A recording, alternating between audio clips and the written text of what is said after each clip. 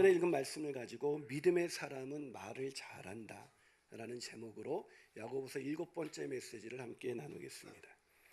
어느 날 왕이 두 신하를 불렀습니다. 한 신하에게는 세상에서 가장 아름다운 것을 구해오도록 시켰고, 또 한 신하에게는 세상에서 가장 악한 것을 구해오도록 시켰습니다. 시간이 지나자 두 신하는 상자를 하나씩 가슴에 안고 돌아왔습니다. 먼저 가장 아름다운 것을 구한 신하가 자신의 상자를 열어보였습니다. 뭐가 들어있었을까요? 상자 안에는 커다란 혀 하나가 있었습니다. 이어 가장 악한 것을 구해온 다른 신하도 자신의 상자를 열어보았습니다. 그 상자 안에는 뭐가 들어있었을까요? 그렇습니다. 그 상자 안에도 역시 커다란 혀 하나가 들어있었습니다. 그렇습니다. 새치밖에 안 되는 혀이지만 인간의 몸에서 세상을 가장 아름답게 할 수도 있고 가장 악하게 만들 수도 있는 것이 바로 인간의 혀인 것입니다.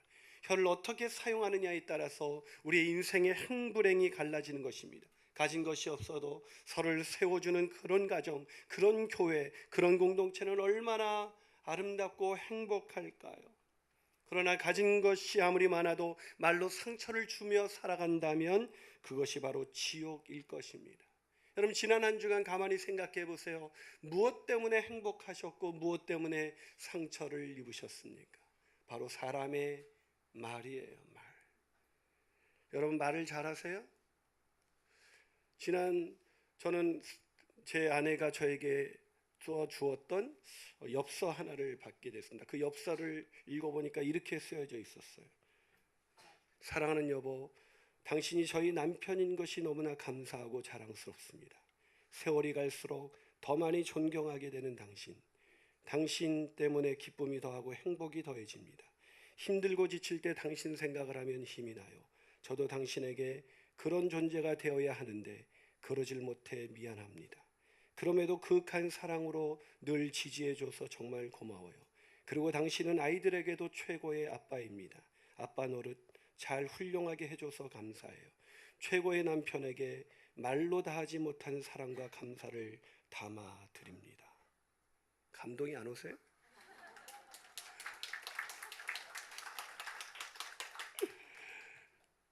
우리 와이프가 글은 정말 잘 쓰는데 말을 못해요.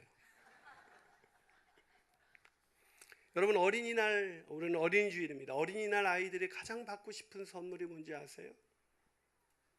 우리가 생각할 땐 게임기나 아이들이 생각하는 로봇이나 장난감이나 아이들이 생각했던 어떤 것이라고 생각하지만, 어린이날 아이들에게 설문조사를 해서 가장 받고 싶은 선물이 뭐냐 그랬더니 엄마 아빠에게 사랑한다는 말을 듣고 싶다는 거였습니다.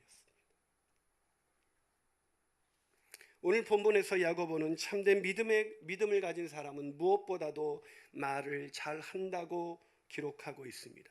그 사람이 말하는 것을 보면 우리의 믿음을 알 수 있다는 것이죠. 여러분, 말을 잘하세요 라고 물었을 때 네라고 대답하는 인간이 있다면 그 인간을 조심하세요. 그 인간은 수다쟁이일 가능성이 많습니다. 성경에 말을 잘한다고 할 때 그런 의미로 말을 표현하고 있지 않습니다. 여러분, 오늘 성경은 말을 잘하는 사람 어떻게 표현하고 있습니까? 본문 2절을 한번 같이 읽어볼까요? 본문 2절입니다. 시작. 우리가 다 실수가 많으니 만일 말에 실수가 없는 자라면 곧 온전한 사람이라 능히 온몸도 굴레를 씌우니라. 말에 실수가 없는 사람, 그 사람이 바로 말을 잘하는 사람이라는 거예요. 여러분, 우리가 생각했던 것과 뭔가 좀 다르지 않아요? 오늘 본문에서 말을 잘하는 사람이 믿음의 사람이고 그 사람이 온전한 사람이라고까지 말을 해요. 보통 우리가 말 잘하는 사람, 그런 말에 실수가 없는 사람이 아니라 어떤 사람이에요? 청산유수처럼 말을 풀어내는 사람, 게다가 성경의 지식을 사용해서 끝도 없이 설명해 줄 수 있는 사람. 근데 왜 자꾸 저를 쳐다보세요? 제가 찔리고 있는 것일까요? 여러분, 우리가 세상에 생각할 때는 그런 사람이 말을 잘하는 사람이라고 생각하지만 그렇지 않다는 것입니다. 아무리 말을 청선유수같이 늘어놓고 성경의 지식을 사용한다 할지라도 말 실수가 많다면 그 사람은 말 잘하는 사람이 아니에요. 그 사람은 믿음의 사람도 아닌 것입니다. 그 사람의 믿음은 죽은 것이라고 성경은 기록해주고 있습니다. 정말 말 잘하는 사람, 그 사람은 말에 실수가 없는 사람이에요. 자, 그렇다면 우리가 어떻게 말에 실수가 없는 그런 말 잘하는 사람 될 수가 있을까요? 첫 번째로 말을 다스리는 능력을 길러야 합니다. 말을 다스릴 줄 아는 능력. 차 안에서 얼마 전에 후배 목사님과 목회자 모임에 가다가 갑자기 후배 목사님이 저에게 이렇게 말을 걸어왔습니다. 참, 형님은 설교는 잘해. 순간 이 설교는이라는 말이 제 목에 탁 걸리기 시작했습니다. 설교 더 잘한다고 말했으면 얼마나 좋았을까요?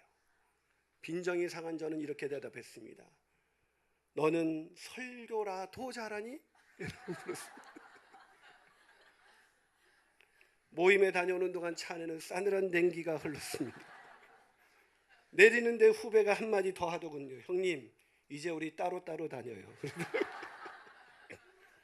제가 어떻게 대답했을까요? 그것은 여러분의 상상에 맡기겠습니다. 살아가면서 목회자이지만 잘 안 되는 게 있습니다. 그게 뭐냐면 말을 가려서 해야 되는데 그게 잘 안 돼요. 불쑥 말이 튀어나옵니다. 그런데 그 오늘 본문 읽다 제가 위로가 되었습니다. 왜냐하면 야고보와 같이 성숙한 사람도 마찬가지였다는 거예요. 자, 본문 2절을 한번 읽어볼까요? 앞부분만 시작. 우리가 다 실수가 많으니. 우리가 뭐가 많다고요? 실수가. 여기서 우리가라고 기록하고 있습니다. 너희가라고 야고보는 말하고 있지 않습니다. 그렇다면 이 야고보서를 쓴 누구도 포함시키고 있는 거예요? 야고보 자신도 포함시키고 있는 거예요. 본문 1절에서는 선생된 우리가라고 표현하고 있습니다. 누가 말실수 많이 합니까? 선생님들입니다. 부모님들입니다. 아이들이 말실수 많이 하는 것 같아요? 아니요.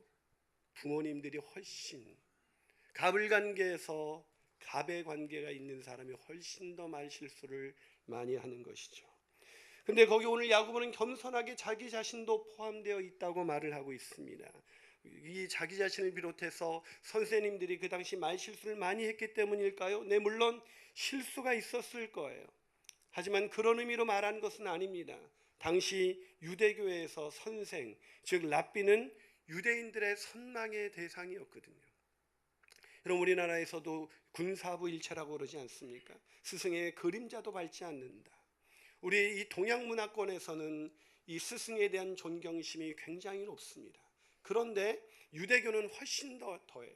아마 랍비 스승의 이 존경이 가장 높은 곳이 어디냐? 그것이 바로 유대인들이에요. 유대인들. 그래서 유대교에서 있었던 이들은 랍비가 존경받는 것을 보면서 기독교인이 되어서도 자기들은 지도자가 되고 싶다는 생각이 들었습니다. 선생이 되고 싶은 거예요. 그러다 보니까 미성숙한 사람들이 선생이 되어서 교회의 공동체를 무너뜨리고 있었습니다. 그런 일들이 너무나 비일비재했어요. 그래서 그것 때문에 말실수 때문에 여러분 리더의 말실수, 부모의 말실수, 여러분 지도자의 말실수는 치명적인 영향력이 있다는 것을 아십니까? 그걸로 인해서 공동체가 다 깨져버린 거예요. 여러분 부모의 말실수가 아이들을 얼마나 아프게 하는지 아세요? 제가 상담을 하다 보면 어렸을 적에 부모님에게 들었던 그 말 한마디가 아직도 아픔으로 남아서 펑펑 울면서 그때 아버지가 저에게 그런 말을 하셨어요 라고 우는 사람들이 적지가 않아요.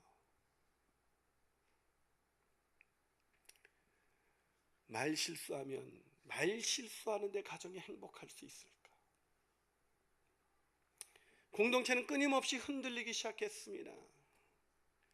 하지만 오늘 본문에서 야고보는 그런 선생님들이 아니라 바로 그런 형제들에게, 성도들에게 너희들이 선생이 되어서 선망의 대상이 되는 것보다는 너희들이 말실수하지 않는 것, 그것이 너희들의 믿음을 증명하는 것이고 그것이 온전한 믿음이고 그것이 행함 있는 믿음의 가장 결정체라고 말합니다. 오늘 본문은 행함 있는 믿음에 이어서 나온 본문이라는 걸 기억하십시오. 무슨 말입니까? 행함 있는 믿음의 가장 분명한 표지, 그것은 우리의 말이 달라진다는 것입니다. 언어 생활이 달라진다는 것이죠. 그래서 오늘 본문에서 말을 다스리는 것이 얼마나 중요한지를 설명하기 위해서 오늘 야고보는 본문 3절과 4절에서 이렇게 말합니다. 자, 본문 3절과 4절 읽어볼까요? 있습니다. 시작. 우리가 말들의 입에 재갈 불리는 것은 우리에게 순종하게 하려고 그 온몸을 제어하는 것이라. 또 배를 보라. 그렇게 크고 광풍에 밀려가는 것들을 지극히 작은 키로서 사공의 뜻대로 운행한다. 자, 이 본문에 이 두 가지 비유가 나오죠. 말의 입에 물린 재갈과 큰 배를 운행하는 작은 키에 대한 비유가 들어져 있습니다. 자, 이 비유를 왜 들어주고 있는 것일까요? 이 비유는 작은 것이지만 엄청난 힘을 제어할 수 있다는 것입니다. 여러분, 우리 인생이 왜 안 바뀌는지 아십니까? 우리의 삶이 왜 안 바뀌는지 아십니까? 말이 바뀌지 않기 때문에 안 바뀌는 것입니다. 언어가 바뀌면 생활이 바뀌어요. 언어가 바뀌면 행동이 바뀌는 것입니다. 여러분, 불행한 가정은 불행한 언어를 사용합니다. 행복한 가정에는 행복한 언어가 있습니다. 행복한 교회에는 행복한 언어들이 즐비합니다. 불행한 교회, 상처받은 교회, 힘든 교회는 부정적인 언어들이 판을 치죠. 사랑하는 여러분, 말을 다스릴 때 우리의 인생이 달라지는 것입니다. 그래서 잠언서 18장 21절은 이렇게 말하고 있는 거예요. 자, 한번 같이 읽어볼까요? 있습니다. 시작. 죽고 사는 것이 혀의 힘에 달렸나니 혀를 쓰기 좋아하는 자는 혀의 열매를 먹느니라. 죽고 사는 것, 인간의 생사가 우리의 혀쓰기에 달려있다. 우리는 혀를 쓰는 대로 그 열매를 먹게 되는 것입니다. 부정적인 언어를 쓰는 사람은 부정적인 열매를 먹어요. 여러분, 가정에서 부부관계가 왜 힘들어져요? 언어가 달라지기 때문이에요. 연애할 때 언어를 사용해 보세요. 부부관계가 달라집니다. 근데 결혼해놓고 잡은 고기에 밑밥 주는 거 봤냐? 뭐 이러면서 언어가 달라지는 인간이 있습니다. 이 인간. 여러분, 왜 결혼해서는 이런 언어를 쓰면 닭살 그래야 되죠? 행복한 가정에는 행복한 언어를 다스릴 수 있는 능력의 부부가 있습니다. 여러분, 교회 생활이 행복한 사람을 보세요. 늘 별거 아닌 저희 설교 때문에 은혜를 받습니다. 너무너무 교회가 행복하대요. 장점만 보입니다. 근데 교회 생활이 행복하지 않은 사람의 언어를 보세요. 늘 부정적입니다. 못마땅한 언어로 늘 즐비하게 채워져 있습니다. 안타까운 것이죠. 오늘도 제가 일부 예배 때 올라올 때 얼마나 은혜를 받았는지 몰라요. 일부에 딱 탔는데 어떤 자매가 새신자를 데려온 거예요. 일부 예배 때. 안녕하세요. 어서 친구신가 봐요. 어떻게 오셨어요? 했더니 친구 따라 예배 드리러 온 거래요. 어디서 오셨냐니까 부산에서 왔대요. 그래서 왜 왔냐니까 목사님 설교를 듣고 싶어서 왔다는 거예요. 와, 그랬더니 옆에 있던 한 중년의 아주머니께서 대답하셨습니다. 저는 브라질에서 왔습니다. 그래서 제가 너무 놀래가지고 정말 브라질에서 오셨습니까? 그랬더니 브라질에서 왔다는 거예요. 왔다 갔다 하는데 브라질에서 일부러 우리의 예배를 드리기 위해서. 동네에 오면서도 감동이 없는 인간들과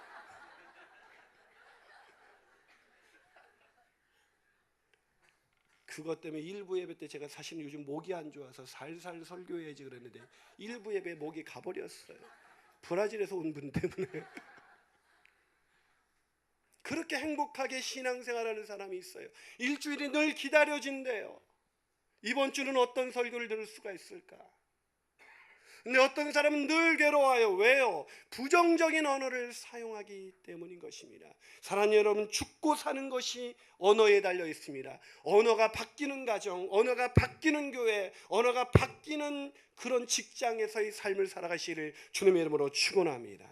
한 발 더 나가서 우리가 어떻게 말에 실수가 없는 진짜 말 잘하는 사람이 될 수가 있을까요? 두 번째 비결은 말의 엄청난 파괴력을 인지해야 합니다. 말의 파괴력. 여러분, 이런 속담 들어보신 적이 있나요? 터진 입에서 나온다고 다 말이 아니다. 속담입니다. 속담. 말을 함부로 하지 말라는 거. 이런 속담도 있어요. 말은 넌지시 하는 말이 비싸다. 대놓고 솔직하게 얘기하는 게 좋은 게 아니에요. 솔직히 너 밥맛 없어. 뭐 이런 얘기.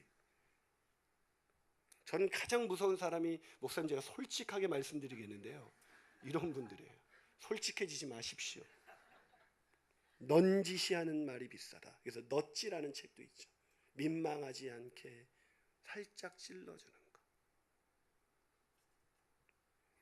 이런 속담도 있습니다. 말은 앞서 할 게 아니다. 자식 키우는 부모가 남의 자식 함부로 말할 게 아니죠. 왜 이런 속담들이 많은 것일까요? 말을 다스려야만 되지만 그게 결코 쉽지 않거든요. 어느새 부정적이고 파괴적인 말이 튀어나가는 거예요. 인간관계가 망가지고 공동체가 파괴됩니다. 어떤 말이요? 무심코 던진 말이라고 말씀드렸습니다. 그래서 오늘 본문 5절에서 이렇게 말합니다. 야고보 한번 읽어볼까요? 있습니다. 시작. 이와 같이 혀도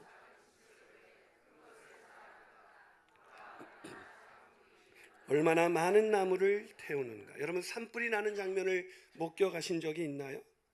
저도 동해안을 좋아해서 매년 교역자 수련회를 그 강원도에 있는 속초로 갔습니다. 매년 갔어요. 지구촌교에 있는 13년 동안. 근데 여기 와서도 계속해서 속초로 갔어요. 근데 지구촌교에서 늘 가면서 그 강원도의 아름다운 초록에 늘 눈이 즐거웠어요. 근데 어느 날 고성에서 불이 나갔다는 얘기를 듣고 그해 갔는데 정말 온통 산하가 새카맸어요. 그 다음에 또 그곳을 방문하면서 좀 나아졌겠지 했는데 뭘 똑같더라고요. 몇 년이 지나도 수년이 지나도 변화는 없었습니다. 그 불이 왜 났을까요? 누군가 무심코 던진 담배꽁초. 아마 그 사람이 담배꽁초를 버리면 큰 불이 날 거야 라는 기대를 갖고 버렸을까요? 그랬다면 방화범이겠죠. 무심코 설마 그깟 꽁초 하나가, 그깟 말 하나가, 이런 말을 한 사람이 있어요. 누군가에게 무심코 던진 말이 누군가는 몇 년이 지나도 밤잠을 이루지 못하는 상처로 남았는데 뭐 그깟 말 한마디 가지고 그래. 오늘 보면 5절을 메시지 성경은 유진 피터스는 메시지 성경에서 이렇게 번역하고 있습니다. 잊지 마십시오. 잊지 마십시오. 아주 작은 불꽃이라도 큰 산불을 낼 수가 있습니다. 여러분의 입에서 나오는 부주의한 말이나 부적절한 말이 그 같은 일을 하는 것입니다. 우리 입에서 나오는 부주의한 말 한마디가 그 같은 엄청난 일을 하는 것입니다. 우리가 아이들에게 내뱉었던 부주의한 말 하나가, 우리가 부부간에 내뱉었던 그 부주의한 말 한마디가 엄청난 상처를 준 거예요. 그렇게 상처를 주는 한 아버지가 그 딸에게 말합니다. 내가 못한 게, 너에게 아비노릇 못한 게 뭐가 있는데. 그게 더 상처예요. 그때 필요했던 말은 미안하다,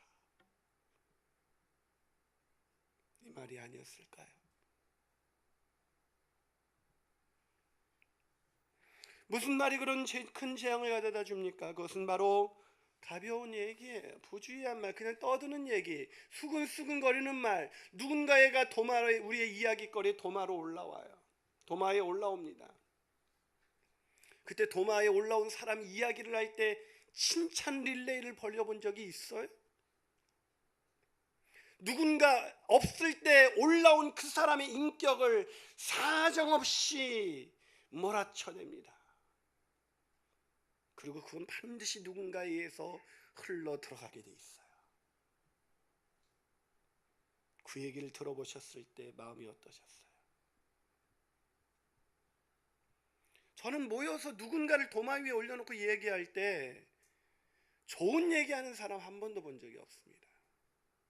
대표적인 게 연예인 얘기죠. 연예인 얘기하면서 그 사람 참 귀한 사람이야, 막 이런 얘기 한 적 있어요? 대부분 얼굴이 자기보다 더 이쁘니까 그냥 어떻게 하든 안 좋은 얘기를 합니다. 제가 어느 날 집사님들끼리 얘기하는데 우연히 듣게 됐어요. 한 집사님 말합니다. 글쎄 있잖아, 그 여배우 어떤 회장의 세컨드래. 너무 엄청난 얘기 아닙니까? 누군가가 우리의 얘기를 그런 식으로 전달한다면 어떻게 받아들일 것 같아요? 근데 너무 놀라서 듣고 있었더니 같이 말하던 그 집사님 더 놀라운 믿음을 발휘합니다. 그랬구나, 내가 그럴 줄 알았어. 놀라운 믿음입니다. 어떻게 그런 통찰력을 가지게 되는지. 그래서 제가 너무나 이게 심각해서 제가 집사님, 그 말을 처음 꺼낸 집사님에게 그 말 누구에게 들으셨어요? 그랬더니 그 당사자에게 들었어요? 그랬더니 어떤 집사님에게 들었대요. 그 어떤 집사님은 누구에게 들었을까요? 또 어떤 집사님, 단 한 번도 그 당사자에게 확인하지 않은 그 엄청난 그 이야기를 부주의하게 내뱉는 순간 어떤 사람은 스스로 목숨을 끊는 거예요. 타블로시의 학력 위조 사건에 대한 그 사건이 말해주잖아요. 아무리 졸업장을 갖다 대도 여럿이 헛된 이야기, 추측과 상상과 판단에 의해서 만들어진 그 이야기들은 사실도 녹여버립니다. 그래서 이서정 씨가 이기는 대화에서 이런 얘기를 합니다. 입이 여럿이면 금도 녹인다. 입이 여럿이면 금도 녹인대요.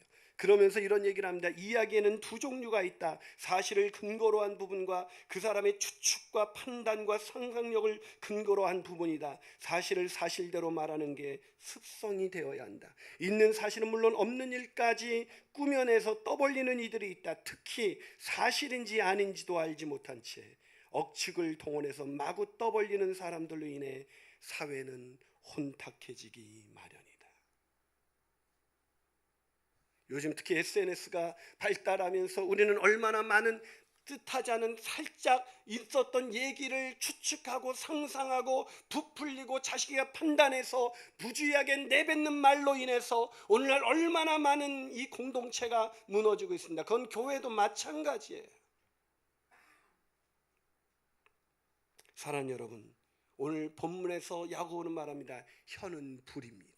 그것이 온 몸을 불사르고 삶의 수레바퀴를 완전히 망가뜨리고 지옥에서 나는 불이라는 거예요. 우리가 부주의하게 내뱉는 말이 지옥불이라고 말합니다. 말에는 파괴력이 있습니다. 인지하시고 조심하시는 저와 여러분이 되시기를 주님의 이름으로 축원합니다. 마지막으로 우리가 어떻게 말 실수가 없는 진짜 말 잘하는 사람 될 수가 있을까요? 그것은 말에 더 큰 심판이 있다는 것을 기억해야 합니다. 말에 더 큰 심판이 있다. 여기까지 설교를 듣다 보면 이런 말을 하고 싶은 분이 계실 거예요. 목사님, 저는 말을 다스리고 싶고 또 말의 파괴력도 인지하고 있는데 그런데도 말 실수가 많아요. 왜 그럴까요? 그 이유를 오늘 본문 7절과 8절에서 답을 해주겠습니다. 자, 본문 7절과 8절 있습니다. 시작. 여러 종류의 짐승과 새와 벌레와 바다의 생물은 다 사람이 길들일 수 있고 길들여 왔거니와 형은 능히 길들일 사람이 없나니 쉬지 아니하는 악이요 죽이는 독이 가득한 것. 우리의 혀가 어떻다고요? 길들여지지 않는다는 거예요. 이 구절이 느낌이 오세요? 여러분, 이것은 동물을 길들여 본 사람만이 이 느낌이 올 수가 있어요. 한번 작년 7월 31일에 허핑턴 포스트라는 인터넷 사이트에 이영주라는 동물 보호 운동가가 쓴 칼럼이 있었습니다. 관광객을 즐겁게 하기 위해서 동물들이 어떻게 길들여지는가를 소개한 글이었습니다. 거기에는 코끼리를 길들이는 이야기가 나와 있는데 생후 몇 년 되지 않은 코끼리, 자그만 코끼리 새끼를 야생에서 포획합니다. 그리고는 자신이 그 코끼리의 작은 코끼리 몸보다도 몸집이 훨씬 더 작은 좁은 나무 상자에 꾸겨 넣어요, 코끼리를. 그리고 꼬박 일주일을 불훅이라고 불리는 쇠꼬챙이로 계속해서 찔러댑니다. 그리고 계속 매질을 가하고 굶주림에 시달리고 잠도 채우지 않습니다. 일명 파잔의식이라는 지옥과도 같은 그런 가혹행위를 통해서 코끼리는 그렇게 길들여지는 거예요. 그렇게 길들여져서 우리 앞에서 의자에 앉아있는 코끼리를 볼 수가 있는 거예요. 여러분, 저는 동물 보호 운동가의 입장에서 말만 하는 것이 아닙니다. 더 중요한 것, 그렇게 가혹하게 길들여야 길들여지는 게 동물이에요. 그런데도 그렇게 해도 길들여지지 않는 존재가 있어요. 그게 인간의 혀예요. 아무리 찔러도, 아무리 매질을 가하고, 아무리 혹독하게 훈련을 시켜도 언제 그렇냐는 듯이 우리의 혀 속에서는 쉬지 아니하는 악과 온몸의 독이 흘러나오는 것, 그것이 혀다. 이러니, 혀가 이러니 우리가 어떻게 혀를 다스릴 수가 있겠어요? 어떻게 파괴력이 있다는 인지를 한다 해도 우리가 어떻게 말 실수하지 않을 수가 있겠습니까? 어떻게 실수하지 않을 수가 있을까요? 비결은 딱 하나입니다. 재갈을 물리는 것입니다. 그래서 오늘 본문 3절에서 이렇게 말합니다. 우리가 말들의 입에 재갈을 물리는 것은 순종하게 하려고.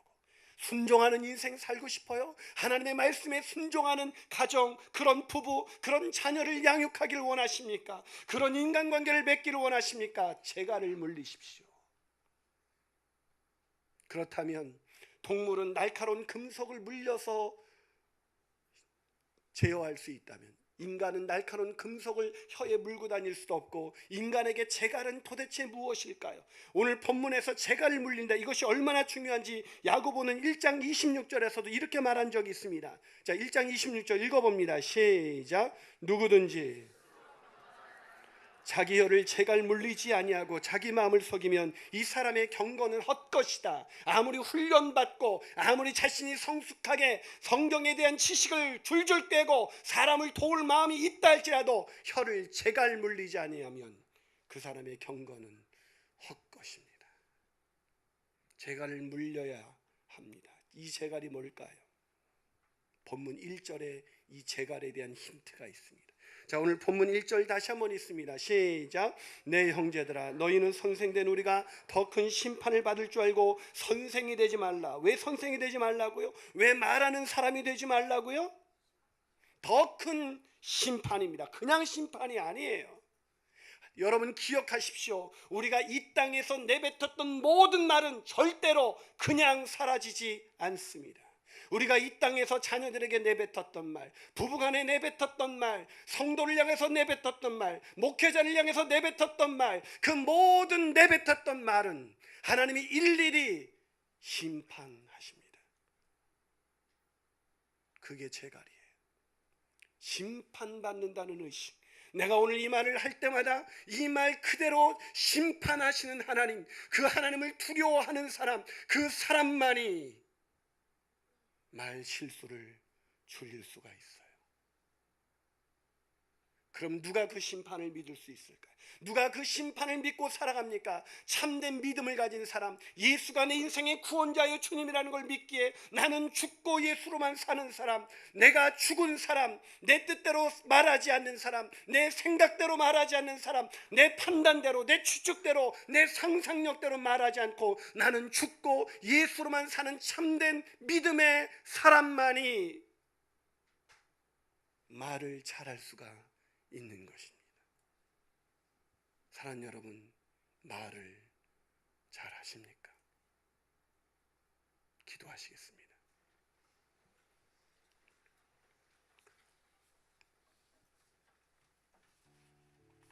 사랑하는 여러분, 목회자들에게 있어서 가장 어려운 것이 있다면 그것은 말을 제어하지 못하는 것입니다. 그것을 매일 정일감하면서 살아가는데도 내 입에서 어느 날 툭 튀어나온 말은 그렇게 긍정적이고 그렇게 아름다운 이야기가 아니라 부정적이고 파괴적인 언어일 때가 얼마나 많은지 모릅니다. 우리의 말로 상처받았을 아이들, 웃고 있지만 사실은 아픈 아이들, 우리의 상처로, 우리의 말로 인해서 아픈 부부들, 어쩌면 오늘 교회 오시기 전에, 아니 이번 한 주간도 여러분 아픈 말로 서로를 상처내지는 않았을까요? 우리의 말이 바뀌기를 원합니다. 재갈을 물고 살기를 원합니다. 심판을 두려워하며 오늘을 살아가 내가 툭 튀어나온 말이 나올 때마다 내 입술에 파수꾼을 세우기를 원합니다. 그 마음으로 이 찬양을 여러분에게 들려드리고 싶습니다. 조용히 눈을 감고 기도하는 마음으로 찬양을 들어보시죠. 위로의 말 한마디 긴장을 풀어주고 용서의 말 한마디 치유를 가져옵니다. 겸손한 말 한마디 존귀히 여김받고 교만한 말 한마디 멸망을 가져옵니다. 쓰디쓴 말 한마디 증오를 씨뿌리고 잔인한 말 한마디 영혼을 파괴합니다. 격려의 말 한마디 새 소망 심어주고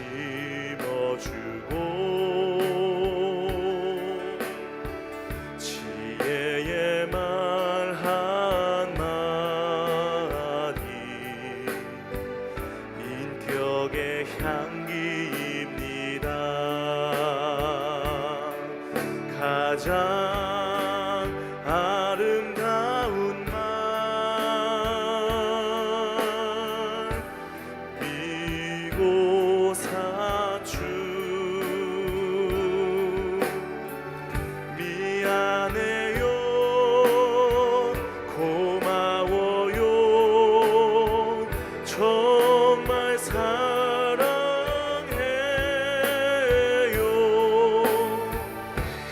그리고 당신을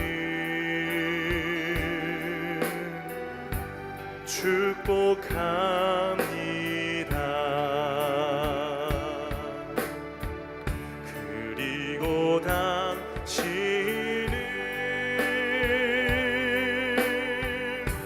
축복합니다.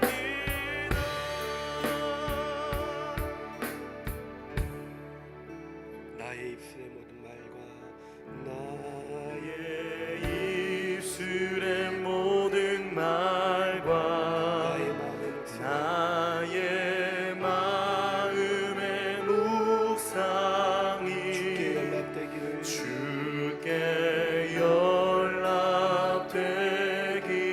연락되기를 원하네. 다시 한번 나의 입술의 모든 말과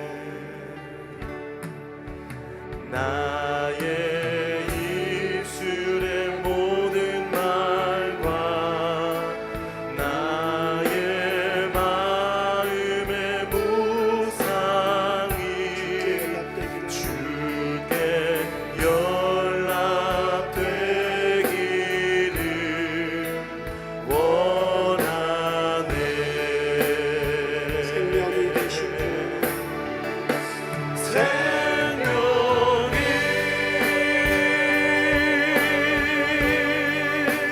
되신 주 반석이 되시는 반석이